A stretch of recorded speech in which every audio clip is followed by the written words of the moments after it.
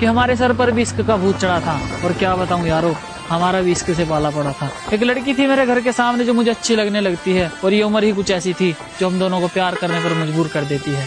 उसके साथ बिताए हुए पलों में मुझे जन्नत का एहसास होता था, और उसके घर वालों के चले जाने के बाद मैं उसकी गोद में सर रखकर चैन से सोता था। एक दिन उसके घर वालों को पता चल जाता है, वो हम दोनों को मिलते हुए देख लेते हैं, और अब उसके घर वाले उस पर पाबंदियां करनी शुरू कर देते हैं। अब हम दोनों को एक दूसरे की आदत सी हो जाती है, और मैं तो पहले ही पागल था, अब वो भी मेरे प्यार में पागल सी हो जाती है। अकेला प्यार से ही पेट नहीं भरता, उसके लिए खाना भी पड़ता है, और घर ऐसे ही नहीं चलता, उसके लिए कमाना भी पड़ता है।